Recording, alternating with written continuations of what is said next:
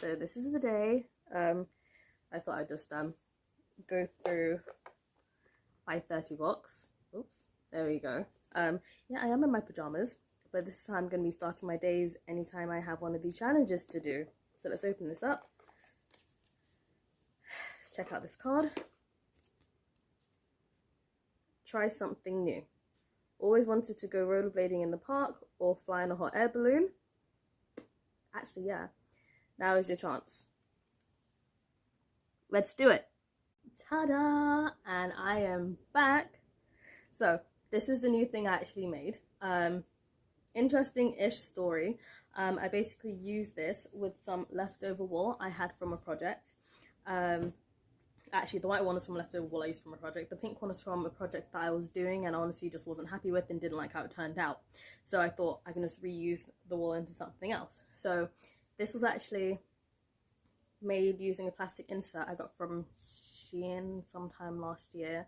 And while I was organizing my area, my space, I found that it was just kind of in a box knocking around my room, and I thought, you know what, let me actually use it so I can put that towards this challenge of doing something new, which I will be routinely doing throughout the year anyway. So that's going to be like a challenge card that I keep reusing anyway. So I will put a link in the description below so you can see where I got all the bits from. So I used a small sized plastic insert for a DIY bag from Shein, and I got this cool chain from Amazon along with the findings here, so the clasp and the rings, which I also have next to me conveniently. The rings for the sides of the bag for the fasteners actually comes in assorted sizes, which I also got from Amazon. And this kind of mess of a box has the clasps. Oh, actually that's cool, actually reflects the video. Anyway, it has the clasps for the fasteners for the bag. This is actually a really fun thing to make, and I'm looking forward to making some more. So naturally, because of how much fun I had, I just went and ordered some more. But like a total donut, I didn't actually record me making this. So what I'm going to do instead is, I do have quite a lot of wool left. With the leftover wool, I'm actually going to make a scarf using the brioche stitch, or as I've seen and heard a lot online from our American counterparts, the brioche stitch, and just make a plush and cute colour chunky scarf. So I will record myself doing that in stages, not all of it because it'll be insanely boring. So watch this space. Bye.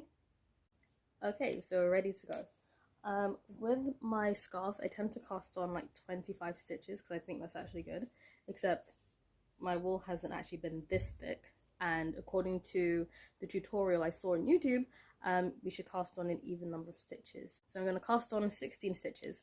Now I have a size 9mm needles because what they also said in the tutorial is because of the type of stitch that brioche stitch is, you can just go with the gauge that comes on the sleeve of your yarn and just size up by 1. So that's what I'm going to do. I'm just going to go cast on my 16 stitches now. It's always tricky, so I'm just going to eyeball it, maybe this much, like half an arm stretch, and hope that that's enough. So I'm going to use the long tail cast on method just because it's quicker. And since learning that, I don't do the traditional one because it's just too long. So I've got 1 stitch, 2, 3, 4, 5, 6, 7, 8, 9, 10. Ooh, will that actually do another 6? I hope so. 11, 12.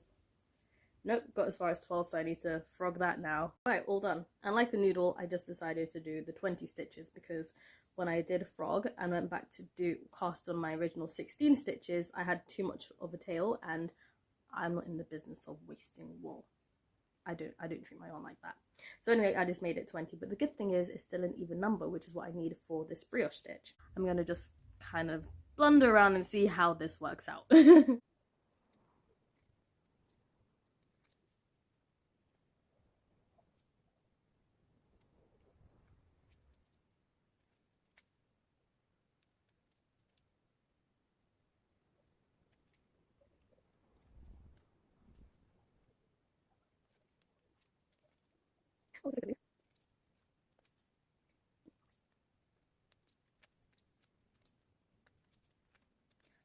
not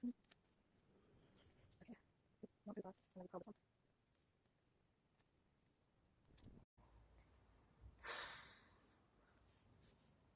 That's so done.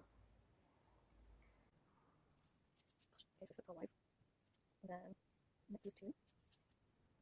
Oh, no, what? Okay, see on here. Oh my god, this is such a mess. Okay, and yeah, and make these two.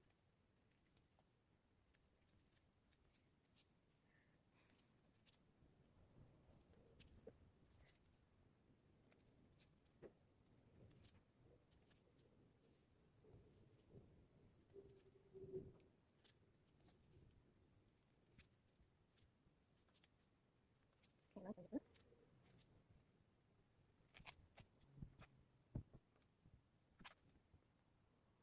okay, so my first two rows are done. Whoops. Honestly, there isn't too much to see at the moment, but the video did say because this is a strange type of stitch, you don't actually see the pattern until you're a few rows in. So I just wanted to show you what the first two rows look like. It's got an interesting twisted pattern on it, which is cool. Not entirely sure. No, brioche stitch does have that because between the knit stitches you have the, well, the purl stitches have the knits. Anyways, it makes sense in my head. So I'll show you how I get on once I've done enough that you can actually see it. So stay tuned. So far so good.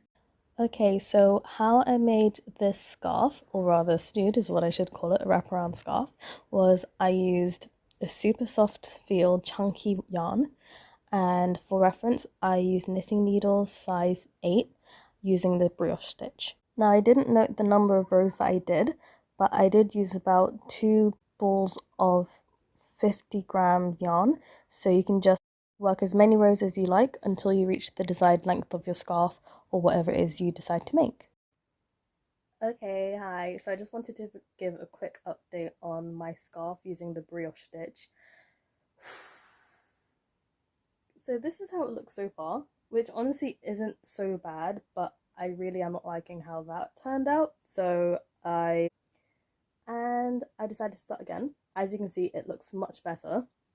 Interestingly, I followed the same gauge of using a yarn size that's larger than what's actually on the sleeve of the wool, and I really should have used size 9 knitting needles, just like the plush one.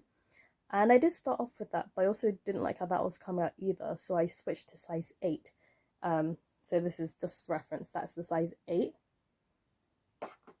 And this is a size 9. So I've completed the second adaptation.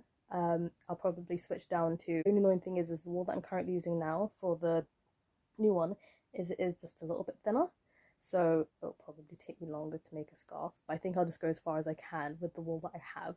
I don't think I'll be able to make a full length scarf, so I might just stitch it together and turn it into a wraparound snood or something.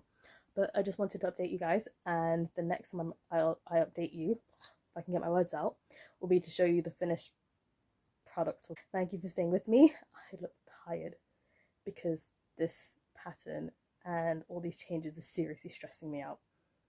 But it's a learning experience, and that's the whole point of these challenge cards. So tune in next time.